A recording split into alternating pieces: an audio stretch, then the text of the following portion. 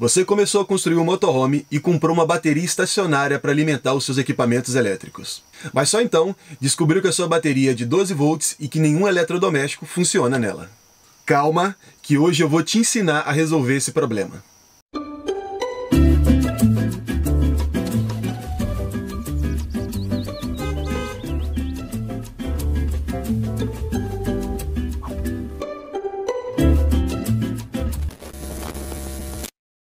Nos vídeos passados, nós falamos sobre os principais conceitos de eletricidade, como tensão, corrente e potência.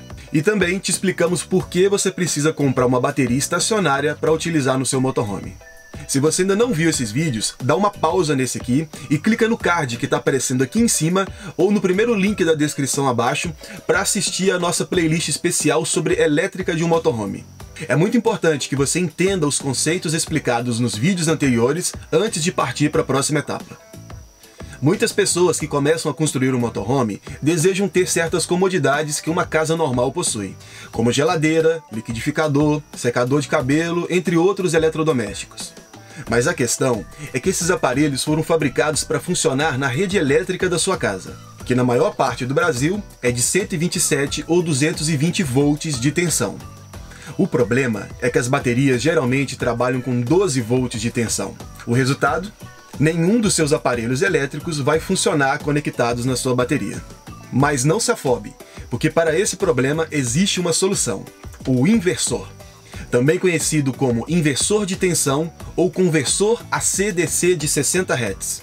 Eita! Que palavrão é esse? Palma, palma, não priemos cânico, porque eu estou aqui para traduzir o que isso significa. AC/DC, no mundo da elétrica, não significa antes e depois de Cristo, mas Alternating Current e Direct Current. Traduzindo para o português, corrente alternada e corrente contínua. Como bem observou o Gabriel Spotting no nosso primeiro vídeo sobre conceitos de eletricidade, eu me esqueci de mencionar que a energia elétrica que chega na sua casa é de corrente alternada, e a energia das baterias é de corrente contínua. Por isso, além das baterias oferecerem uma tensão muito mais baixa do que a rede elétrica, elas também apresentam um tipo de corrente diferente da que os seus eletrodomésticos foram fabricados para funcionar. E quanto a esse tal aí de 60 Hz? Calma, que eu ainda vou te explicar isso mais para frente nesse vídeo. O inversor, então, é o dispositivo capaz de converter a energia da sua bateria para 127 ou 220 volts de tensão e também transformar a corrente contínua em corrente alternada, e dessa forma fazer funcionar os seus aparelhos elétricos dentro do seu motorhome. Mas como nem tudo são flores, a utilização do inversor tem um custo. Ao realizar a conversão, o inversor chega a perder até 20% de eficiência. Ou seja, ao utilizar um aparelho que consuma 10 amperes-hora ligado a um inversor, você poderá gastar até 12 amperes da sua bateria. E acredite, esse consumo extra faz uma grande diferença e afeta a autonomia elétrica do seu motorhome. Ou seja, o tempo que você tem de energia sem ser necessário parar para reabastecer a sua bateria. Isso sem contar que na conversão, o inversor produz calor, que precisa ser dissipado por um cooler, fazendo um barulhinho chato, como esse daqui.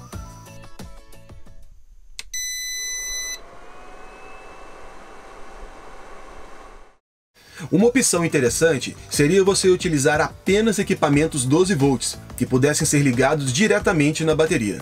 Mas é aí que a porca torce o rabo, porque não existem muitas opções na praça. E é aí que entra a velha lei do mercado. Com pouca oferta, menos concorrência, e então as empresas podem cobrar mais caro. Para você ter uma ideia, um frigobar de 127 volts, com cerca de 50 litros de capacidade, sai em média por uns R$500 novo. Um mesmo frigobar de 50 litros, mas adaptado para funcionar com 12 volts, custa no mínimo uns R$2.000. Por isso, o grande dilema de quem está construindo um motorhome: gastar mais em aparelhos adaptados e ter uma maior autonomia elétrica, ou economizar e correr o risco de ficar sem energia no meio do caminho. Se você tem grana sobrando, não vai passar por esse dilema. Eu sou rica! Eu sou rica! Um outro problema é que nem todos os aparelhos elétricos possuem uma versão 12 volts. Por isso, alguns viajantes simplesmente assumem ter uma vida mais simples e esquecem os eletrodomésticos em casa. Mas para muitos, essa não é uma opção, pois se você deseja se tornar um nômade digital, por exemplo, provavelmente irá utilizar um notebook ou câmeras fotográficas. E praticamente todos esses aparelhos foram desenvolvidos para serem carregados utilizando 127 ou 220 volts, que são as tensões da rede elétrica. Por isso, você decide então que vai precisar de um inversor. Mas existem inversores de 1000 watts, 2000 watts, 3000 watts, qual escolher? Isso vai depender da potência dos equipamentos elétricos que você irá ligar no inversor. A lógica é possuir um inversor com uma potência maior do que o aparelho elétrico. Portanto, para você utilizar aí um secador de 1000 watts, bastaria você possuir um inversor de uns 1500 watts, correto? Na verdade, não. Equipamentos que possuem um motor ou um compressor, como secador de cabelo ou geladeira, possuem um pico de consumo nos primeiros segundos quando são ligados, para compensar a inércia. Sabe quando você tem que fazer muita força para empurrar um carro e depois parece que ele fica mais leve? Pois bem, a lógica aqui é a mesma. Significa que ao ligar um secador de cabelo de 1000 watts de potência, o pico de consumo dele poderia ultrapassar facilmente os 1500 watts do seu inversor. O resultado é que você pode queimar o seu inversor, ou o seu aparelho elétrico também pode queimar ou simplesmente não funcionar. Alguns especialistas sugerem que você deve utilizar um inversor com 10 vezes a potência de um aparelho elétrico que contenha um motor ou compressor. Por exemplo, para utilizar uma geladeira de 200 watts, você precisaria de um inversor de 2000 watts. Por isso que tem muita gente que diz que não se pode utilizar esse tipo de equipamento no inversor.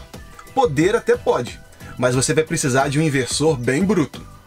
E como você já pode imaginar, quanto maior a potência de um inversor, mais caro ele é. Olha só do lado a comparação entre um inversor de 300 watts e um de 3000 watts. Meio puxado, não é mesmo?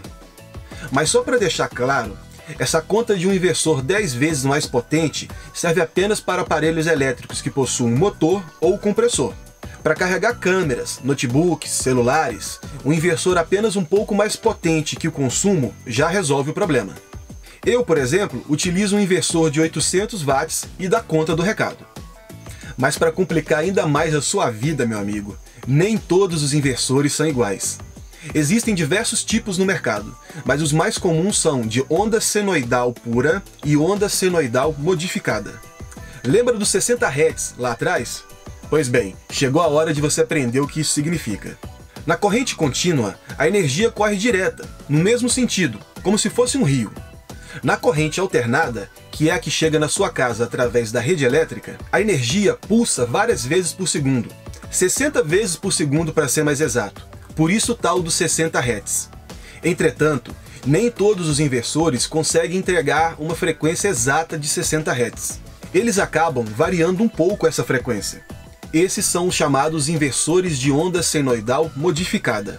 Já os inversores de onda senoidal pura são aqueles que entregam uma frequência perfeita, pura, sem variações. Mas adivinha de novo?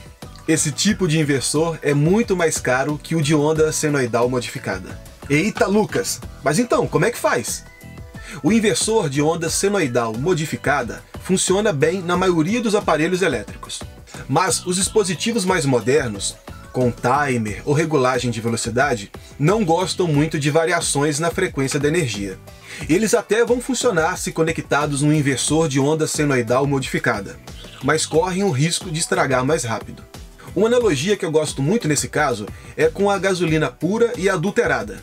O seu carro até vai funcionar utilizando gasolina adulterada, mas a longo prazo, as chances de dar algum problema são maiores.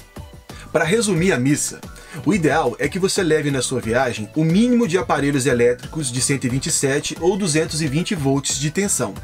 E para aqueles que você considera essenciais ou indispensáveis, que você os utilize sempre em locais como campings, que oferecem pontos de energia da rede elétrica.